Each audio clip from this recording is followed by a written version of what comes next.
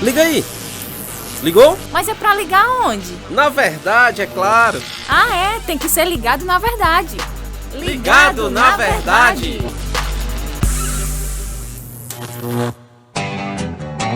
Muito bem, estamos mais uma vez juntos com o nosso podcast Ligado na Verdade. Meu amigo Inácio, como é bom a gente estar aqui, né? Mais uma vez para estudarmos a Palavra de Deus. Exatamente, João. Mais uma vez por aqui na sua Rádio Seara e em todos os outros lugares que a gente tá, Spotify, tanta coisa. E a gente vai tratar de um assunto hoje que eu não faço a menor ideia, assim, diretamente na prática de como é isso, mas... É o solteiro entre os casados aqui, né, do podcast. Por ela eu morro. Esse é o título do nosso podcast, ou seja, como o marido deve amar a sua esposa, né? Como o marido deve tratar a sua esposa. E para participar do nosso podcast, pastor Caleb Gossen está conosco. Ele vai dizer aonde está a sua cidade, vai trazer aí, vai se apresentar para quem não conhece ele, eu já conheço, o Inácio também. Pastor Caleb Gossen, bom recebê-lo aqui no podcast. Muito obrigado, irmãos. É um prazer estar aqui com vocês. Hoje, tratando desse assunto, eu atualmente estou vivendo em Chicago, no subúrbio de Chicago, aqui nos Estados Unidos, e eu sou pastor de jovens há 14 anos já aqui nesta igreja, onde eu estou atualmente, e é um prazer estar ministrando a palavra de Deus cada semana aqui para os irmãos aqui, e eu tenho o privilégio também de pregar, fazer outros papéis aqui na nossa igreja aqui também.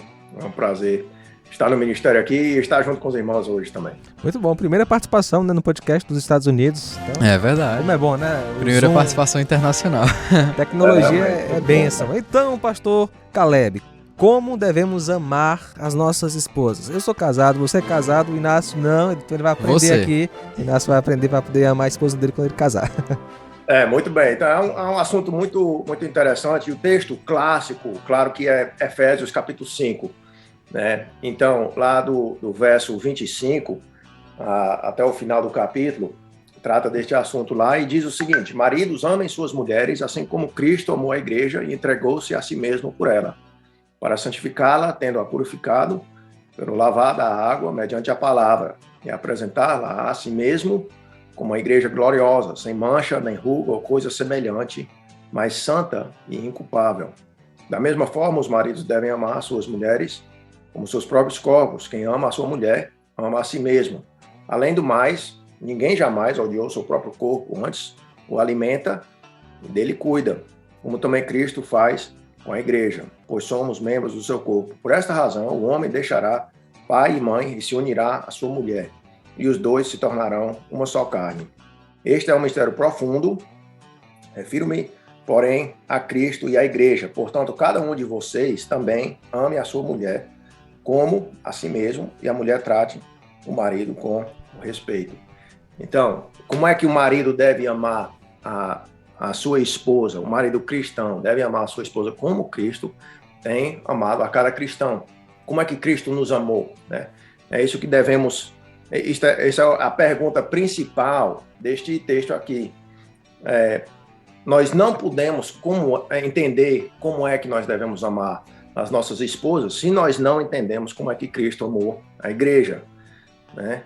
Então, sempre temos que refletir nessa pergunta, essa pergunta principal, que é: como é que Cristo nos amou? Se você puder responder essa pergunta, consequentemente, você poderá responder como é que nós, como marido cristão, devemos tratar nossas mulheres, amar nossas mulheres, né, nossas esposas. Então, nós vemos muitas passagens, existem muitas passagens de explicação do amor de Cristo para com nós, como o corpo de Cristo, né, como escolhidos de Cristo. Então, algumas referências rapidinho aqui. Romanos, capítulo 5, né? Como é que nós vemos o amor de Cristo para com nós? Quando nós éramos ainda pecadores, foi nesse tempo que Cristo nos amou, né? Não foi depois que a gente se ajeitou, não foi depois que a gente teve vitória sobre os nossos pecados, não foi nesse tempo que Cristo nos amou, mas Ele nos amou no nosso pior tempo, quando éramos inimigos de Deus. Ou seja, éramos pecadores contra Deus. ele não pediu nada em troca para nos amar, né? Ele nos amou apesar de tudo que a gente fazia contra ele. Exatamente. Apesar de sermos inimigos dele. Isso. Como diz lá no verso 12, né? Vai bem mais pro extremo, né? Em vez de a gente poder dar alguma coisa em troca, a gente era inimigo. Não era nem alguém parceiro, um neutro. Era inimigo. Não era alguém neutro. Daí você vê que é um amor totalmente incondicional, né? Um amor realmente sem comparação. Exatamente. E muitas vezes nós vemos como é que nós queremos entender o nosso amor para com nossas esposas, né? Em termos de um contrato. Se ela fizer isso, aí eu vou amar. Eu só amo ela se ela estiver fazendo isso. Se ela estiver agindo de certa forma, eu vou amar. Mas não é um contrato. O amor de Cristo para com nós outros, para com nós, não é um contrato. Se você fizer isso, se você for uma boa pessoa, eu vou lhe amar. Não é assim, né? Então, aí você vai vendo a definição do amor de Cristo para com nós, né? E claro, também um texto que eu gosto muito do Antigo Testamento é o livro de Oséias. Como foi que Oséias amou a sua esposa? Como foi que Deus chamou a ele para amar a sua esposa? Vocês sabem a história, né? Com certeza. É assim que devemos amar nossas esposas também, né? Mesmo com a infidelidade, até nesse momento, porque aí nós vemos também um retrato de como nós agimos com Cristo. Cristo continua nos amando, mesmo quando nós não amamos a Ele da forma que devemos, né? Apesar das nossas infidelidades espirituais, Cristo continua nos amando. É interessante observar, Caleb, infelizmente, esse amor, né, dentro do casamento tem se esfriado de tal forma que tem sido muito comum o divórcio, né, dentro das igrejas, né, entre os cristãos, né, e Exatamente. Isso com certeza por falta de perdão e a falta de compromisso de cada um cumprir o seu papel, né, como um servo de Deus ali no casamento. Acho que também vai muito egoísmo, porque às vezes vem de você não querer abrir mão do seu. Às vezes a pessoa errou com você, mas você é tão orgulhoso que feriu seu ego ali e você não quer perdoar o seu cônjuge. Isso vale para os dois lados, tanto o homem quanto a mulher. Eu acho que o orgulho é um dos pecados mais terríveis. Claro, todo pecado é ruim, vai fazer mal a você e às pessoas que estão ao seu redor, mas o orgulho, dentro de todo relacionamento, é um pecado muito ruim e muito nocivo a qualquer relacionamento, principalmente o casamento. Sem dúvida, né? E amar, né? Amar não é um sentimento, é uma decisão, né? É uma decisão. Exatamente, Cristo decidiu nos amar, o marido também deve decidir amar a sua esposa. Agora, Exatamente. Caleb, em termos práticos, no dia a dia, né? Como seria amar a esposa ali na prática, no dia a dia do casamento? Alguns exemplos aí. É uma boa pergunta, mas para responder da melhor forma, eu quero dizer algumas coisinhas aqui antes. Primeiramente, nós vemos o amor mais claramente nos tempos difíceis, nos momentos difíceis. É nesses momentos em que nós vemos o amor de Cristo para com nós outros, com a gente, né?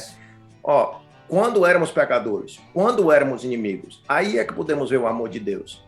Quando a sua esposa peca contra você, quando a sua esposa estiver agindo de forma que ela não merece o seu amor, aí é que você tem a oportunidade de amar ela da mesma forma que Cristo lhe amou, né? Então, não vamos procurar uma mulher merecedora, uma esposa merecedora do nosso amor, mas vamos procurar aqueles momentos, especificamente, onde ela não merece, aí é que mais claramente você vai ver o amor de Cristo definindo o amor do marido para com sua esposa, naqueles momentos, né? Isso é muito importante a gente poder entender o amor de Cristo dessa forma e como deve definir agora o nosso amor para com nossas esposas. Outra coisa também, nesse texto de Efésios aqui, a questão do propósito. Esse amor que Cristo teve para com a gente, para com nós, é um amor com propósito, né? Diz lá no versículo 26, né?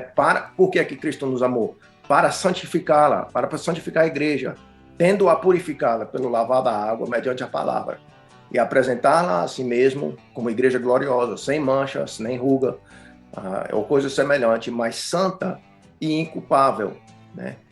E se for assim que foi assim que Cristo nos amou, é assim que devemos amar a nossa igreja, a nossa esposa, aliás, porque é um amor com propósito. Nosso propósito em amar as nossas esposas era para que ela seja santificada, para que ela seja transformada mais e mais, cada dia, como mais na forma de Cristo, né? Para que ela seja mais santificada cada dia.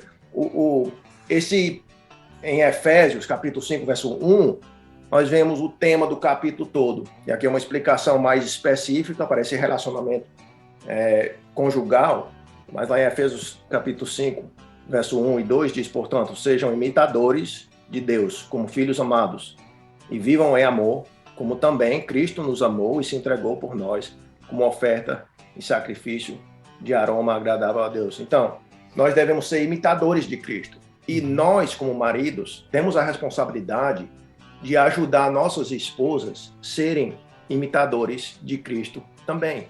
O nosso amor cria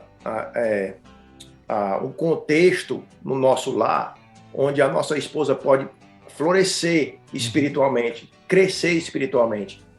O que a gente estiver fazendo em termos de amor, se não estiver criando um contexto onde nossas esposas podem crescer espiritualmente, nós não vamos estar aplicando esse texto corretamente. Então, tudo que a gente fizer por amor às nossas esposas, vai criando, vai ajudando, vai encorajando as nossas esposas a crescerem, serem mais como Cristo. Porque vale lembrar que o homem, né, ele é o pastor ali do lar, né? O marido é o pastor Exatamente. Do lar, né? Ele tem que dar esse exemplo, né, de alguém que ama a Cristo, e a melhor forma de dar exemplo é amando ela, né? Amando ela. Isso envolve, às vezes, até mesmo, literalmente, você se sacrificar pela sua esposa, né? Seja nos últimos extremos, né? De perder a vida por ela, salvando-a, né? Ou mesmo no dia a dia ali, abrindo mão dos seus sonhos, do seu conforto, né? Do futebol ali, no final de semana, para estar com ela porque ela está doente, né?